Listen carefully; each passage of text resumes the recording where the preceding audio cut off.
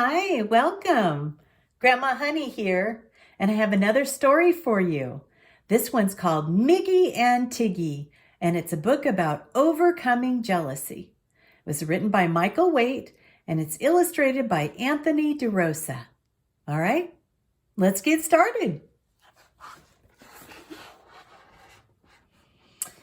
Tiggy just got a new puppy. It was hoppy and floppy and fun. He could play with it under the shade tree, and it could rumpus and wrestle and run. Miggy watched from his tree house. All he had was a cat. He'd always wanted a puppy like Tiggy's, in fact. Tiggy could see Miggy watching, and it added a lot to his fun. Miggy was soon very angry, and he shouted, "Your puppy is dumb!" And at night, Tiggy took out his puppy, and he walked it around on a rope. Miggy said, "Hey, can I pet him?" And Tiggy just smiled and said, "Nope."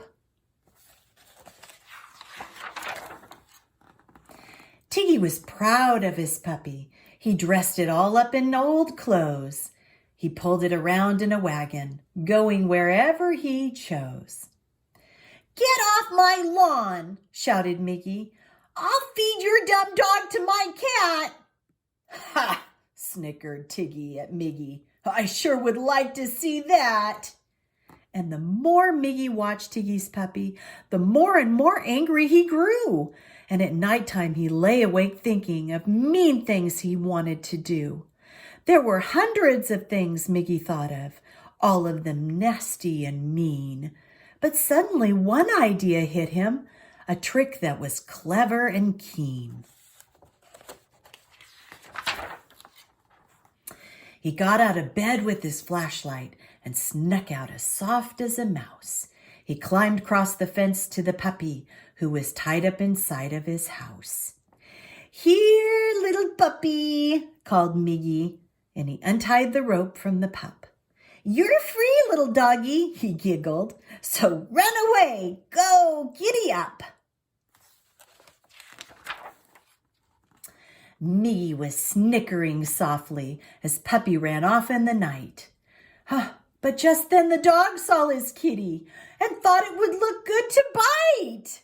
Puppy ran after the kitty. He barked and he howled as he ran, and Miggy ran quickly behind them. Oh, this wasn't part of the plan. The noises awoke all the neighbors, and Tiggy ran out to the street.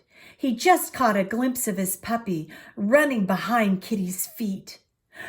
"You untied my puppy!" yelled Tiggy, and he ran up to Miggy to fight. "You shouldn't have teased me," said Miggy. "I think that this serves you right." The two boys had just started scrapping when both of their fathers ran out. They pulled the boys off of each other and shouted, "Now, boys, cut it out." "Miggy untied my puppy," said Tiggy, beginning to cry. "Tiggy was teasing me, Daddy," said Miggy, who had a black eye. Their fathers both looked at them sadly. The problem was quite clear to see. It's something that everyone knows of. It's something we call jealousy.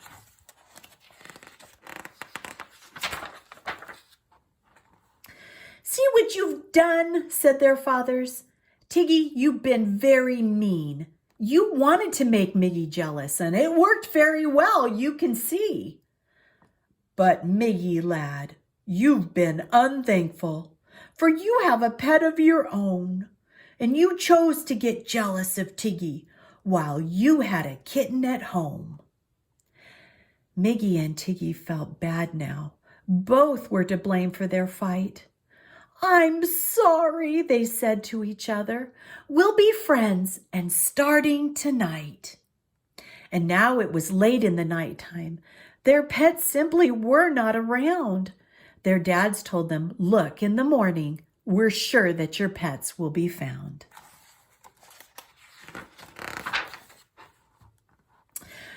Early the very next morning, Miggy and Tiggy got up. They got on their bikes and went riding. looking for Kitty and Pup.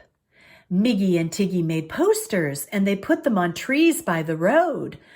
But no one had found Pup or Kitty, just Turtles, a rat, and a toad. Okay, I just got to stop here for a minute, and I just got to point out, look at the boys, and look at their animals. Do you see a resemblance between their animals and their owners? I just think that's so funny. Okay, on with the story. So later they went to the dog pound, hoping their pets would be there. One puppy looked just like Tiggy's, except it had bows in its hair.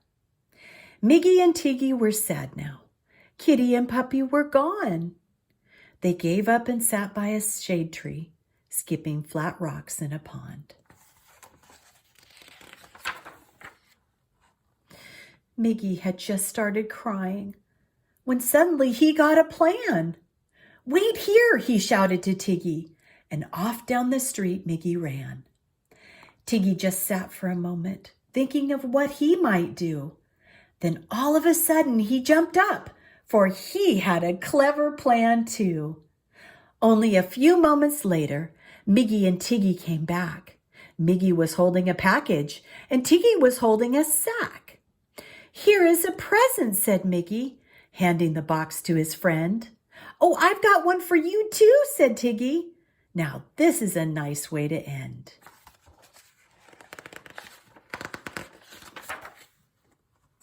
Then Tiggy opened his present. What do you think Tiggy found? My, if it wasn't that puppy, the one that they'd seen at the pound. Tiggy said, "Thanks a lot, Miggy. It's your turn to open your sack."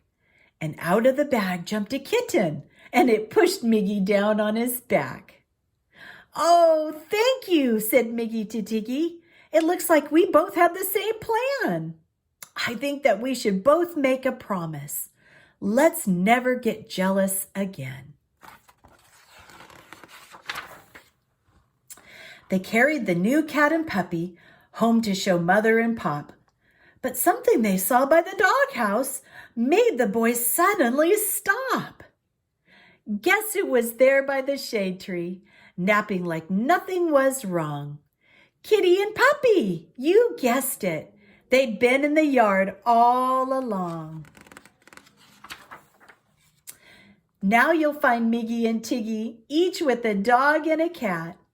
They play, but they never get jealous. And you know the reason for that.